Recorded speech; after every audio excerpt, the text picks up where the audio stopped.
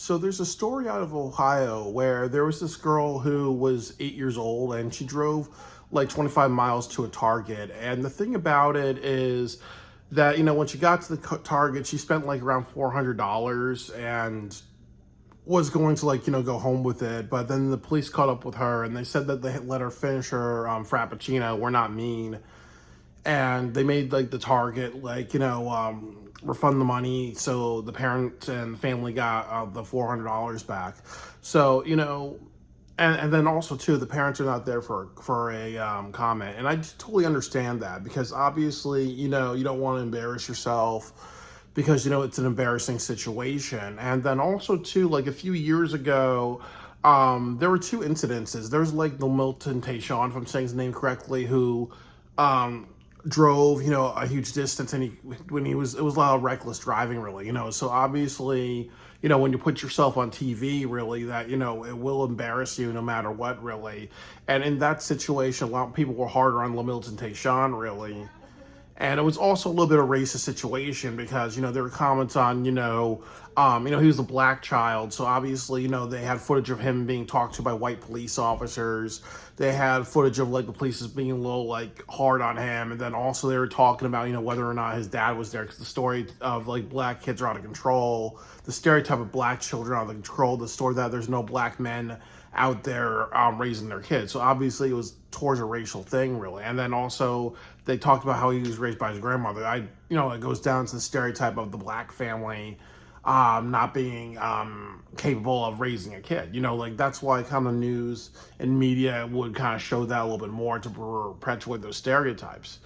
But also too, when you make the choice to put yourself on television, when your child misbehaves or does something reckless like that, obviously that's embarrassing, and that connects you with other issues as well. And that's what happened with Lamil Tate Sean. But also, I remember at that time as well, Phil from This Advice Show showing another story about this white child who was like 6 or 7 years old, and he stole a car and he ran into his house, and his parent, he was on Good Morning America or other shows where people are cheering him and smiling and saying, like, look at that, the dichotomy of how, people think it's cute when a white child does it, but when a black child does it, we gotta associate with the stereotypes. But also too, like there would be people that be like, okay, it's cute, but if their employer saw this, they'll be like, okay, well, you're fired, because obviously that's embarrassing. You can't control your kid to a point where he's driving like to and from, he's joyriding at a young age.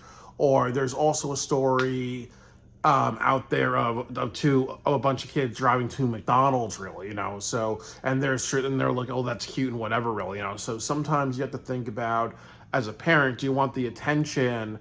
And sometimes there are jobs that will fire you because they're like, okay, it's embarrassing because your kid's now a celebrity, and that's a bad look. And then the other thing about that is that it's also good when the cops say something like, "Oh, well, we're not mean. We're gonna let her finish her frappuccino and whatever." Really, you know, um, then you kind of can understand what would happen if you put that kid on television. What would happen if there's a bunch of people in the news saying, "Oh, it's sweet that little honey bunny wants to go shopping at Target. It's sweet that she's a cute little 8-year-old girl."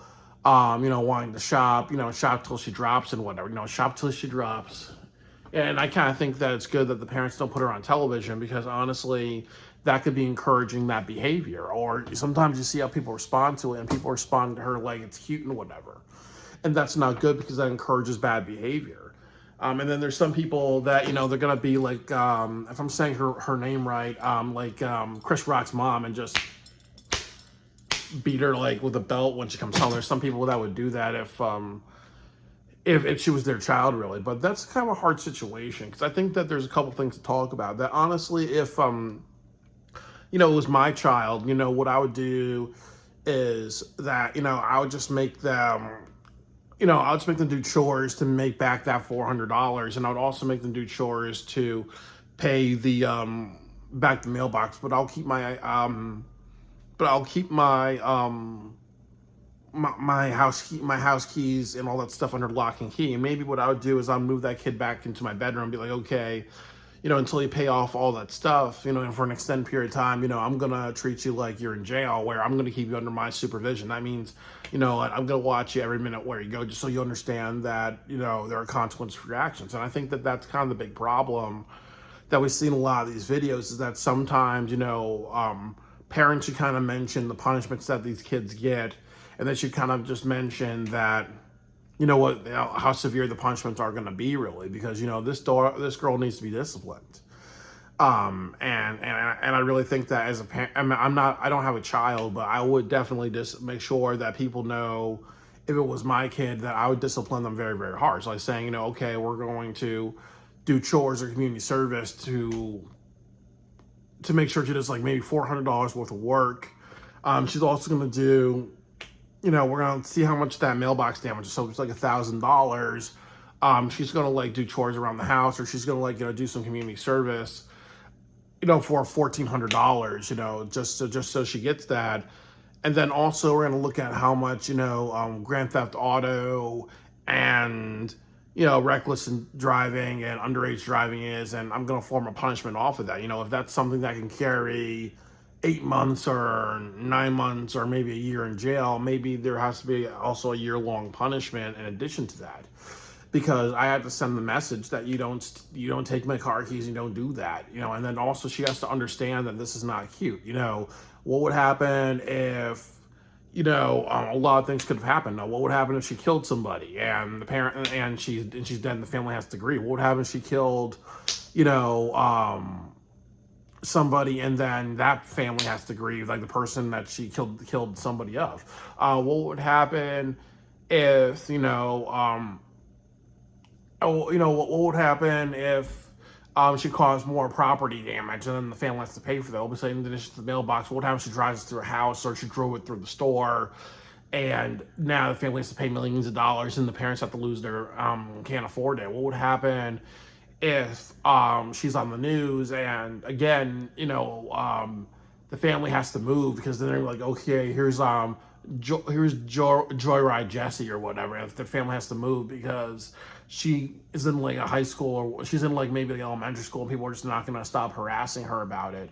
What's going to happen if there was a situation where she just drove to the store and then, there was a pervert in the store that's like, okay, you know what, wow, you're a very mature little girl, why not, I'll just take the car with you and I'll drive you back home. And that person was like a pedophile or somebody like creepy like that, so there's a lot of ways this could end bad. And I think that I really want to emphasize, I would want to make my, this little girl emphasize that she's my child, about like maybe at least 10 things that could have happened based on this behavior, really, And I also just didn't like what the police did. They let her finish her Frappuccino. If it was me, I would have taken that Frappuccino that she's drinking, she's chugging it, and I would have just dumped it in the trash, really, or put her in handcuffs and just take her out of the store. And I would just like have her apologize to the store and have her apologize to a bunch of people, maybe a bunch of customers, and being like, okay, this is what this little girl's doing. She's charged with all these things. She should make a public apology for risking everybody's safety. She should apologize to the store for all the extra work people had to do because she decided to, buy $400 worth of items. And then it all has to be returned, so people have to put it in the work. The store has to take a loss of it a little bit because of all the time they have to do that, and she has to be driven home and all that. I just think that, or maybe she should be picked up at the county jail and be forced to just change into police clothes, into like prisoner clothes and all that, really. But the point of all that is just to really send a message to the child that, what, this is not cute. You put yourself in danger with reckless driving, underage driving, going to a store by yourself with $400. Anybody could just like rob her. And as I said, what would happen if there was a pervert that just wanted to manipulate her and, wanted to, then do something inappropriate to her, maybe sexual, or maybe they wanted to kidnap her or whatever, really, or sell her into slavery, sexual slavery, because, obviously going to a store by yourself that young, something like that could happen. And then also she could have accidentally killed somebody, but you want her to finish her frap, that's that's not good. And there's some reports that say like they want her to finish her shopping spree and then they return the items. But I just think that I don't agree with that. I think that there's a sense of leniency. There's a sense of saying, okay, that this is cute and whatever, really. But I also kind of commend the family for not putting her on television, for not even speaking on television, because there are some people who think about like how that really embarrasses the family, or there are some people who really think about how they don't want their daughter to get additional attention, or maybe the media is responding to it by this being cute and whatever.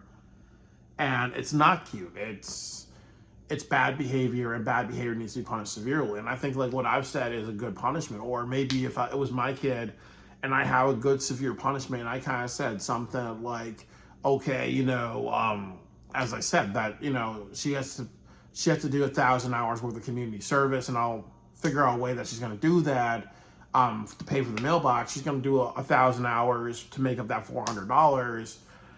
She's also going to, maybe for like the next year, she's going to be, sleeping in my bedroom, and she's going to be on constant supervision. So she kind of understands, what happens when like you move in a small bed. That's what I mean, not in the parents' bed, but you move in a small bed or whatever, and that's what's going to happen, really. So she kind of understands, this is what happens when you break the law. Because I work in a hospital. What do they do with criminals? They handcuff them to the bed. Sometimes they put chains on them, so they actually have a little bit of slack to move around. Really, they're on constant supervision. They're almost like on a suicide watch type of thing, really.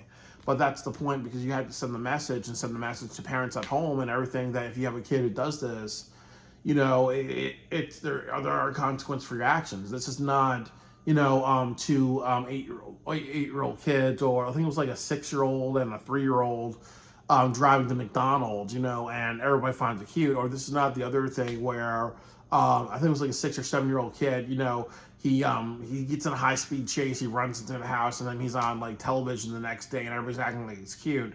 And then also, this is not like the Limits and Tayshawn where they're actually hard on him, but more than likely they're hard on him because he's a black child, and they want to perpetuate negative stereotypes such as, black kids commit crimes. Black kids don't have fathers in their lives. Black kids are raised by single women. And when he said hood rat stuff, just the idea that he wants to be a little gangster, a little hood nigga, just to perpetuate those stereotypes. So sometimes you can kind of maybe ask yourself, what's the race of this little girl? Like obviously we know men and women are treated differently. Sometimes we are lenient. The stereotype is to be lenient with your daughters, understanding to your daughters.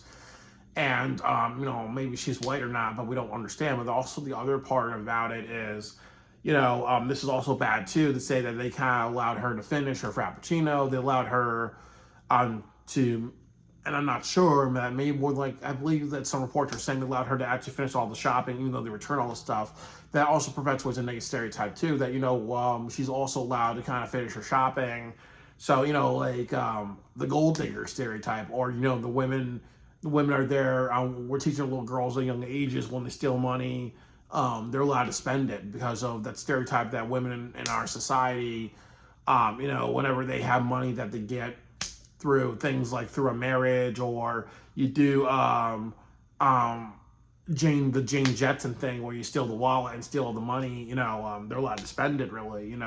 That also stereotypes being perpetuated. That shows a limited consequence. And then also when she spoils herself by having a frap, again, if a good cop would throw that in the trash and saying you don't deserve it, and then just putting her in handcuffs, and then just making her apologize to the store and all the other things, and then just bring her down to the county jail and all that, because all of that is a way to scar this child into saying, okay, this is really, really severe and all that. Because there's a lot of times in this society where I think that we encourage behavior where we don't have that type of reaction. And that type of reaction would teach that child that there are consequences, and these things are only taken to the first extent of the law. But I do think that the way she got leniency was because of ageism. Obviously, we find it cute when kids do this. There's also maybe a gender issue. We don't know the race of this child, but obviously, as we know traditionally, if the child was white, this is cute. If she was black, this would not be cute. Or also too, that more if she was privileged, Well, what if she came from, well, the social and economic, what if she was kind of wealthy or whatever, and people found it cute, really, you know? So I just hope that, you know, again, our family punishes her accordingly, and I respect their privacy to not kind of turn her into a little celebrity with all that, you know. But I hope that they punish her very severely. But I also understand too that, you know, as some people, you know, like you're, you know, like there's some people like Rochelle from Everybody Hates Chris that would just, you know, as I said, take out that belt and maybe get 400 lashes in a period of maybe one session or a period of a week, really, or a period of 2 weeks, you know, 25 lashes a day, really, to kind of, or more, 25 or more lashes a day to kind of make a point that you don't do that, you know. And some people think that's good parenting, but, you know, that's never good. That's never good parenting to hit your take your kid with a belt at all, even one time. Or some people maybe take far saying, okay, 400 lashes over a period of 2 or 3 weeks to kind of send the message that you don't do that, you know. But but yeah, you know, I just wonder how this kid's going to be punished. And also the other question, and it's not mentioned, what would happen if this kid had autism or another mental health issue? There's plenty of parents that may send the kid away to a psychiatrist or send their kid away to a mental institution or punish their kids. And then there's parents who just let it go because they're like, okay, mental illness is mental illness. So obviously, it also brings up the question of what would happen if she does have mental illness, and how do you punish a person like that? Because I do believe you got to punish kids who have mental illnesses. Because the problem is that, you know, if not, they're going to go through life thinking that because they have mental illness, they can do whatever the hell they want, really. And that should not be taught or encouraged, you know. So there are a lot of talking points of, you know, hopefully there is a follow up, and hopefully if there is severe punishment, that gets put on television.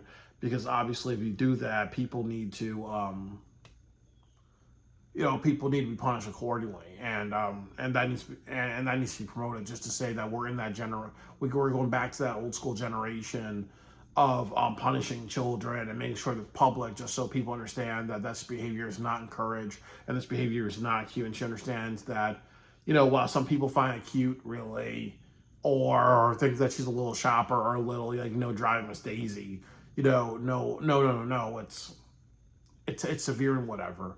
You know, I remember like when I was in high school, I know when I was in middle school, I remember like, you know, I traded my Pokemon video game, my Game Boy game, to a bunch of kids for trading cards. And the rule was that, okay, they get it for 2 weeks and I get their cards forever, really. And then I realized that, you know, okay, they're going to keep it, and then took advantage of me. And then I remember like my father finding out, and he had to undo the trade and get the school involved. And the school felt sorry for me because I had mental health issues, and they thought that, okay, you know what, I should get sympathy. And I remember my dad being hard and punished me for a couple of weeks and trashing the house and whatever. So there was some overreaction and some, you know, domestic violent types of behavior, like vandalizing his own house because he was angry for what I did. That was a little too far. But the good thing that he did was that he grounded me for like 2 or 3 weeks, no TV, no Nintendo. And it was good because he didn't feel sorry for me, like, okay, you were taken advantage of or whatever. He really just punished me accordingly because he was trying to send a message that, you know what, you broke a couple of rules. You did a trade for money. You also did a trade where you brought your Game Boy to school and other things like that. Well, I knew not to do that. So, you know, he wasn't like, okay, well, because you have a mental health issue or you have other things, or I feel sorry for you, you're gonna do that, you know, like, and I hope that that's true of this kid. They're not like, okay, we feel sorry for you, the parents do nothing, or they're like, okay, well, I understand that, you know, you want to be grown, you want to have that shopping spree, you wish you could be older and have a paycheck and do all this stuff, really, or be older and wish to drive. No, there has to be, like, you know what, you cross this line, there has to be punishment for that, and hopefully it goes down that direction. And if it doesn't, you know, then fuck those parents, because, you know, you're adding to this culture of children getting themselves in trouble, and then they become celebrities, and then there's no consequences, or you throw the consequences out the window because people actually think it's cute, when obviously the children have to be reminded how severe their behavior is, and that there are consequences for their actions. And hopefully it goes down that direction.